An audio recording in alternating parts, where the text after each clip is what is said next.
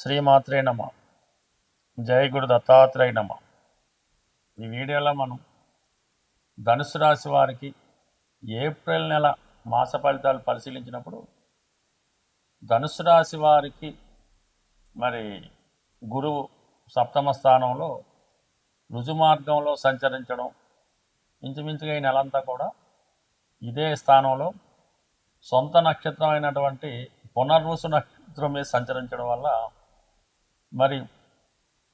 మరింత అధిక బలం పుంజుకోవడం జరుగుతుంది. అయితే ఈ గురువు రాశిని చూడటం వల్ల ప్రస్తుతం చిన్న చిన్న సమస్యలు ఏవైనా ఉంటే అవి పరిష్కరించబడతాయి. జాతకుల్లో ఒక క్రమశిక్షణ పెరుగుతూ ఉంటుంది. అలాగే ఏదైనా ఒక నియమబద్ధంగా ప్రతి పని చేసే ప్రయత్నంలో కొన్ని పాత అలవాట్లు, బలహీనతలు ఏవైనా ఉంటే వాటి నుంచి సంపూర్ణంగా బయటపడడం జరుగుతూ ఉంటుంది. అలాగే మరి సప్తమ స్థానంలో గురు సంచారం వల్ల వివాహ జీవితంలో ఉన్నటువంటి ఇబ్బందులు తొలుగుతాయి. కొత్తగా వివాహం కొరకు ఎదురు చూస్తున్న వారికి వివాహ ప్రయత్నాలు చాలా వరకు ఈ నెలలో, లేదంటే ఇంచుమించుగా మరి గురువు అదే స్థానంలో రుజుమార్గంలో మే నెలాఖరు వరకు ఉండడం జరుగుతుంది. ఆ సమయంలో మీకు వివాహ ప్రయత్నాలు నెరవేరుతాయి. దాంతో శుక్రగ్రహం కూడా ప్రస్తుతం 5వ స్థాన సంచారం జరుగుతుంది. అంటే ఎవరైనా ప్రేమ వ్యవహారంలో ఉండి పెద్దలకి తెలియపరచాలనుకుంటే ఈ సమయంలో అది పెద్దలకి తెలియపరచడం వల్ల ఈ వివాహ విషయంలో ప్రేమ వివాహం లాంటిది కూడా సక్సెస్ అయ్యే అవకాశం ఉంది. లేని పక్షంలో పెద్దల అంగీకారంతో కూడా ఏదైనా పెళ్లి జరగడానికి అవకాశం. ఎందుకంటే ఈ శుక్రుడు ఈ నెల 19వ తారీఖున 6వ స్థానమైనటువంటి స్వక్షేత్రమైనటువంటి వృషభ రాశిలో సంచరించి అక్కడ నుంచి నెమ్మదిగా సప్తమ స్థానం అయినటువంటి మన మిథున రాశిలో ప్రవేశించడం జరుగుతుంది కొద్ది రోజుల్లో. అంటే ఆ సమయంలో ఎప్పుడైతే శుక్రుడు కూడా మిథున రాశిలోకి వస్తాడో ఆ రెండు గ్రహాలు కలిసి ఈ మిథున రాశిలో ఉండగా అది వివాహానికి చాలా అనుకూలంగా ఉంటుంది మన ధనుసు రాశి వారికి. అదే సమయంలో కొంత విహారయాత్రలకు వెళ్ళడం కానీ, విదేశ ప్రయత్నాలు చేయడం కానీ, అలాగే కొత్త పరిచయాలు ఏర్పడడం, కొత్తగా ఎఫైర్స్ లాంటివి ఏర్పడడం కూడా అని కొత్త అనుభవాలు, కొత్త పరిచయాలు ఏర్పడడం జరుగుతుంటుంది. దానికి ఇప్పుడిప్పటి నుంచే ఈ ప్రయత్నాలు ప్రారంభం అవ్వడం వల్ల అతి తొందరలో మీకు వివాహపరంగా ఉన్నటువంటి సమస్యలు, వైవాహ జీవిత పరంగా ఉన్న ఇబ్బందులు చాలా వరకు తొలగిపోవడం జరుగుతూ ఉంటుంది. ఇక ప్రధానంగా అర్ధాష్టమ శని ప్రభావం జాతకుల మీద ఉండడం వల్ల చాలా ప్రయత్నాలు చివరి నిమిషంలో మనకి ఇది అయిపోతుంది అనుకున్న సమయంలో ఆగిపోవడం జరుగుతూ ఉంటాయి. ఇక ఈ నెల 14వ తారీఖు వరకు భాగ్యాధిపతి రవి చతుర్థ స్థాన సంచారం వల్ల మరి తండ్రి కారకుడైనటువంటి రవి చతుర్థ స్థానంలో ఉన్నటువంటి శని భగవానుతో కలిసి ఉండడం వల్ల మీ మాతృస్థానం, మా తల్లిగారికి కానీ తండ్రి గారికి కానీ అనారోగ్యపరంగా ఏమైనా ఇబ్బందులు రావడం కానీ, వారికి పర్టికులర్గా ఏదైనా సమస్యలు రావడం కానీ జరిగే అవకాశం ఉంది.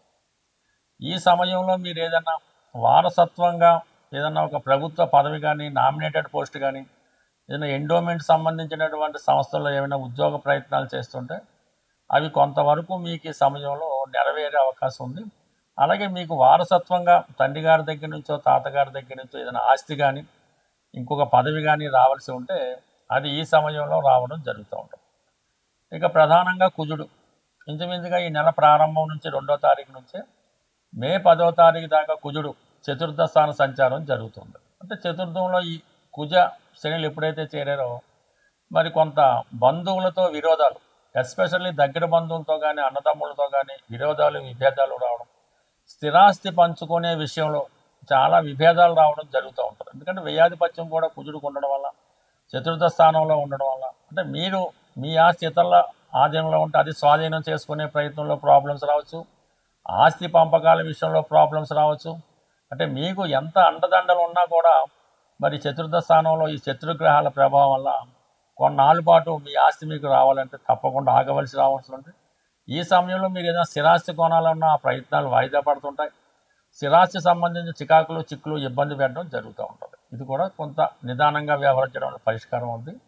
ఇక బుధుడు కూడా ఈ 9వ తారీఖున చతుర్థ స్థానంలో చేరడంతో ఈ కుటుంబపరమైన, ఆర్థికపరమైన, స్థిరాస్తిపరమైన సమస్యలు మరింత ఇబ్బంది పడే అవకాశం ఉన్నది. అయితే ఈ 9వ తారీఖు తర్వాత కుజుడు రాహు ఒక్కడే తృతీయ స్థాన సంచారం వల్ల చాలా వరకు మీరు పెద్దవారి సహకారంతో మీ ఆస్తిని మీరు స్వాధీనం చేసుకోవడం కానీ ఆస్తిపరంగా ఉన్నటువంటి సమస్యలు పరిష్కారం చేసుకోవడం కానీ జరిగే అవకాశం ఉంటుంది.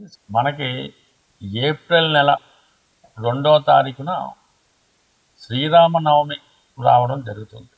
ప్రధానంగా ఎవరికైతే వివాహం ఆలస్యం అవుతుందో, అలాగే వివాహ సంబంధాలు వచ్చి మిస్ అవ్వడం, ఈ విధంగా వివాహం కొరకు అబ్బాయిలైనా అమ్మాయిలైనా వివాహం కొరకు ఎదురు చూస్తున్న వారికి ఈ శ్రీరామనవమి చాలా ఇంపార్టెంట్తో కూడుకున్నది.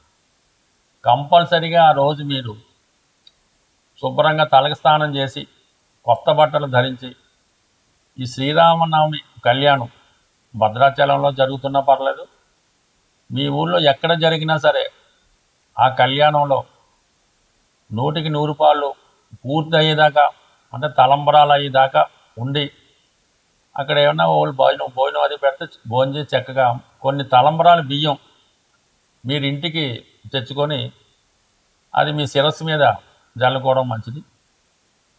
వీలున్నవారు భద్రాచలంలో కూడా మనకి ఈ తలంబరాల బియ్యం ఇవ్వడం జరుగుతుంటుంది. అది ఎవరన్నా తేగలిగితే, అది పెద్దవాళ్ళు ఎవరైనా మీ పిల్లలకి వివాహం జరగవలసి ఉంటే వాళ్ళకి ఆశీర్వదిస్తూ ఆ తలంబరాల బియ్యం వాళ్ళ తల మీద పెట్టడం వల్ల 100కి 100 పాళ్ళు వివాహం అన్నది నిశ్చయం అవడం జరుగుతుంటుంది. కాబట్టి వీలున్న వాళ్ళు ఈ శ్రీరామనవమి వేడుకల్లో పాల్గొనడం, ఇంకా ఓపిక ఉన్నవాళ్ళు తల్లిదండ్రులు కూడా పిల్లలకి వివాహం జరగడం లేదనుకున్న వాళ్ళు ఒకసారి శ్రీరామనవమి పీటల మీద కూర్చొని ఆ రాముల వారి కళ్యాణం మీ చేతుల మీదుగా జరిపించడం వల్ల తొందరలోనే మీరు మరొక వివాహం మీ పిల్లవారికి అమ్మాయికో చేసే భాగ్యం అన్నది ఆ భగవంతుడు మీకు కల్పించే అవకాశం ఉన్నది. తప్పకుండా ఈ పరిహారాన్ని, అంటే పరిహారం అన్నగా ఇది ఒక కర్తవ్యం, ఈ కర్తవ్యంగా చేయడం వల్ల ప్రధానంగా మీ ఇంట్లో తొందరలోనే శుభకార్యం జరుగుతూ ఉంటుంది. అలాగే మనకి ఎలాగా మంచి రోజులు వచ్చాయి కాబట్టి వివాహం కొరకు ఎవరైతే ఎదురు చూస్తున్నారో వాళ్ళు ఒక 8 మంగళవారాలు పవిత్రంగా సాంప్రదాయ దుస్తులతో ఆంజనేయ స్వామి వారి ఆలయంలో తమలపాకులతో అర్చన చేపించి ఆ రోజు సంపూర్ణంగా సాత్విక ఆహారం తీసుకొని భూసైనం అంటే నేల మీద పడుకోవడం వల్ల ఆ రోజు మంగళవారం రోజు ఉపవాసం అనేది అక్కర్లేదు, లైట్ ఫుడ్ తీసుకొని హనుమాన్ చాలీసా 3 సార్లు ఉదయం మధ్యాహ్నం రాత్రి ఎదురు 3 సార్లు ఒకేసారి చదవడం వల్ల ఒక 8 వారాలు ఈ విధంగా ఆంజనేయ స్వామి వారి వ్రతం చేయడం వల్ల శీఘ్రంగా కళ్యాణం జరిగే అవకాశం ఉంది. బట్ ఏదైనా మరి ఈ ఏప్రిల్ నెలలో మరి మొదటిసారిగా వచ్చే, అంటే మొదటి వారంలోనే వచ్చే శ్రీరామనవమి చేయటం వల్ల కొంతమందికి అయితే మే నెలాఖరులోపు కూడా వివాహం కుదిరిన ఆశ్చర్యపోక్కర్లేదు. ప్రేక్షకులకు ఒక చిన్న విజ్ఞప్తి, ఈ మార్చి నెల 29వ తారీఖు అంటే ఆదివారం రోజు హైదరాబాదులో జ్యోతిష విజ్ఞాన కేంద్రం వారి సహకారంతో ఈ సుందరయ్య విజ్ఞాన కేంద్రంలో ఒక జ్యోతిష మహాసభ నిర్వహించడం జరుగుతుంది.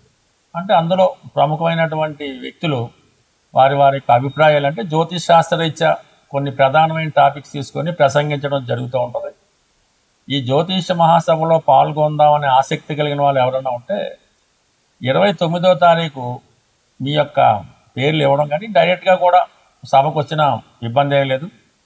అయితే మరి ఆ సభకి ఎటువంటి ప్రవేశ రుసుము ఉండదు, భోజన సౌకర్యం మిగతా సౌకర్యాలు కూడా ఈ సంస్థ వారే మీకు ఉచితంగా ఏర్పాటు చేయడం జరుగుతుంది. కాబట్టి ఆసక్తి ఉన్నవాళ్ళు ఈ 29వ తారీఖు జరిగే మహాసభకు హాజరవుతూ ఉన్నవాళ్ళు కంపల్సరీగా వాళ్ళ నేమ్ ఒకటి లిస్ట్ చేసుకుంటే ఏర్పాట్లు చేసుకోవడానికి అనుకూలంగా ఉంటుంది. కాబట్టి కొంతవరకు సహకరిస్తారని ఆశిస్తూ స్వస్తి.